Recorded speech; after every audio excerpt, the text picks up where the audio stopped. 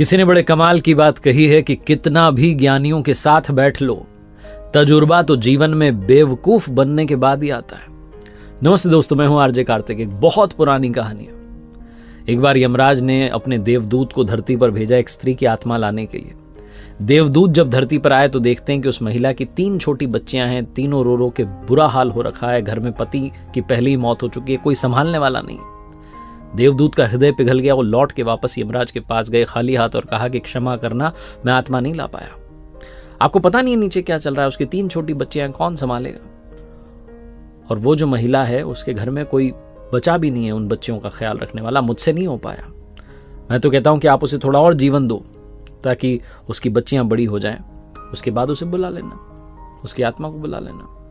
यमराज क्रोधित हो गए। उन्होंने कहा कि अच्छा, मतलब तुम उससे बड़े हो गए, उससे ज्यादा समझदार हो गए जो मृत्यु और जन्म निश्चित करता है। तुमने अपने जीवन का सबसे बड़ा पाप कर दिया। तुम्हें धरती पर जाना होगा और इस सजा को भोगना होगा।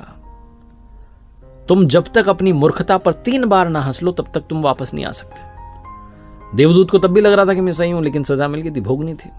तो अपना दंड भोगने के लिए देवदूत जो था उसी देश में, उसी धरती पर आ गिरा जहां से वो आत्मा लेने के लिए गया था। एक शहर में सड़क किनारे फटे हाल जो है मनुष्य रूप में पड़ा हुआ था। एक गांव से एक जूता बनाने वाला कारीगर शहर में आया हुआ था अपने बच्चों के लिए गर्म कपड़े और कंबल ले जाने के लिए, क्योंकि सर्दियों के दिन थे। उसने देखा कि एक गरीब आदमी सड़क किनारे, मुझसे भी गरीब, फटे हाल पड़ा हुआ है। तो उसने सोचा कि ये जो गरीब है इसकी पहले मदद करते हैं। उसने उस देवदूत के लिए जो मनुष्य बनकर के वहां पड़ा हुआ था उसके लिए गर्म कपड़े कंबल खरीदा। और बातों बातों मालूम चला कि रहने के लिए जगह नहीं है, तो उसे कहा चल भाई मेरे घर ही रह लेना। जब साथ लेके जा रहा था तो कारीगर ने समझाया कि भाई मेरी पत्नी गुस्सा करेगी, क्योंकि पैसे बहुत मुश्किल से जमा किए थे, हमारे बच्चों के लिए कपड़े लाने थे, मैंने तुम्हारे लिए ले लिए। वो जो भी बोले सुन लेना। घर पहुंचे तो कारीगर की पत्नी ने गुस्सा करना शुरू किया। देवदूत को जोर से हंसी आई कि समझ ही नहीं पा रही है कि घर में कौन आ गया, देवदूत आ गया, पूरा घर जो है दौलत से भर जाएगा, बहुत सारा धन होगा, ऐश्वर्य होगा, संपदा होगी। समझ ही नहीं पा रही है, बस ये देख रही है कि भाई मेरे बच्चों के कपड़े नहीं आए। वैसे भी इंसान ज्यादा दूर का कहां देख पाता है। तो कारीगर ने पूछा भाई हंस क्यों रहे हो? तो उसने कहा मैं अभी नहीं बताऊंगा, 3 बार हंस लूं तो फिर पूरी बात बताऊंगा। कारीगर की पत्नी ने थोड़ा गुस्सा किया, उसके बाद वो रहने लग गया देवदूत।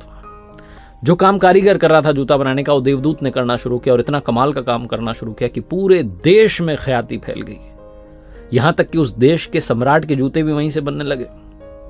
एक दिन सम्राट का आदमी आया, बहुत थोड़ा सा चमड़ा था उसके पास। उसने कहा कि बहुत कीमती चमड़ा है, इससे सम्राट के लिए जूते बनाने। ध्यान रखना, जूते बनाने, चप्पल नहीं बनानी है, क्योंकि उस देश की प्रथा थी कि चप्पल तब पहनाई जाती थी जब इंसान की मृत्यु हो जाए। चप्पल पहना करके उसे मरघट तक ले जाते थे। तो उसने कहा भाई ध्यान रखना, जूते ही बनाने, चप्पल नहीं बनानी, चमड़ा बहुत लिमिटेड है। देवदूत को तो सब पता था, उसने चप्पल बना दी।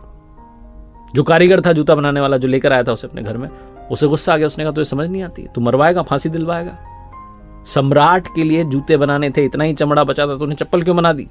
लकड़ी उठा करके उसे मारने लगा। तभी सम्राट का आदमी दौड़ता हुआ और कहने लगा कि सुनो, उस चमड़े से तुमने जूते तो नहीं बना दिए, उस चमड़े से चप्पल बना दो, क्योंकि सम्राट की मृत्यु हो गई है। और सम्राट तो चाहते थे उस चमड़े से बने हुए जूते पहनना, लेकिन चप्पल पहनाकर ही उन्हें मरघट तक ले जाया जाएगा। इन्होंने तुरंत चप्पल ला करके रख दी कि तैयार है। सम्राट के आदमी को सूझा नहीं, फटाफट लेकर के भाग गया। जो जूते बनाने वाला कारीगर था वो देवदूत से कहने लगा कि भाई तुम्हें कैसे पता था? ये जोर से हंसने लगा देवदूत। इसने कहा कि अभी कुछ मत पूछो, बाद में बताऊंगा।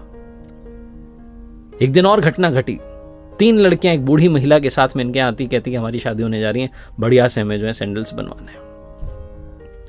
और ये पहचान जाता है कि तो तीनों वही बच्चियां हैं जिनकी मां की आत्मा लेने के लिए मैं आया था धरती पर। ये बूढ़ी महिला से पूछता है कि बच्चियां कौन हैं? तो बूढ़ी महिला बताती कि हमारे पड़ोस में गरीब महिला रहती थी, उसकी 3 बच्चियां थी, मेरे कोई संतान नहीं थी, इनकी मां की बचपन में ही मृत्यु हो गई, तो मैंने इन तीनों बच्चियों को पाला। उस दिन देवदूत को समझ में आया कि अगर मैं उस दिन उस महिला की आत्मा को लेकर के नहीं जाता, यहीं छोड़ देता, जो कि मैंने किया, बाद में कोई और देवदूत लेकर के गए, लेकिन अगर वैसा होता कि वो महिला और जीती तो ये तीनों बच्चियां गरीबी में पलती। इन तीनों बच्चियों का जो भाग्य था पहले ही लिख दिया गया था। इन्हें किसी अमीर घर में पलना था, धन ऐश्वर्य संपदा के साथ पलना था। अमीर घर में इनकी शादी होने जा रही, इनका जीवन ऐश्वर्य से संपन्न हो गया और इन्हें मां का प्यार भी मिला, एक ऐसी महिला के रूप में जो कि बहुत करुणावान है।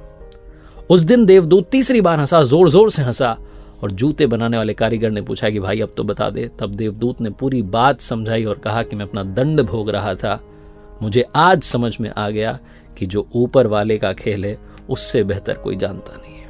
इसलिए क्या होगा, कैसे होगा, अच्छा होगा, बुरा होगा, सौभाग्य होगा, दुर्भाग्य होगा, ये सब सोचना बंद कीजिए और अपने जीवन को जीना शुरू कीजिए। एक बार फिर से वही बात जो अक्सर आपसे कहता हूं, ऊपर वाले के आशीर्वाद, अपनी मेहनत और अपनों के प्यार के साथ कर दिखाओ को जैसा कि दुनिया करना चाहे आपके जैसा। देखते रहिए हर सोमवार सुबह 9:30 बजे मेरे साथ एक नई कहानी, हर शुक्रवार सुबह 9:30 बजे लर्निंग सीरीज का एक नया वीडियो।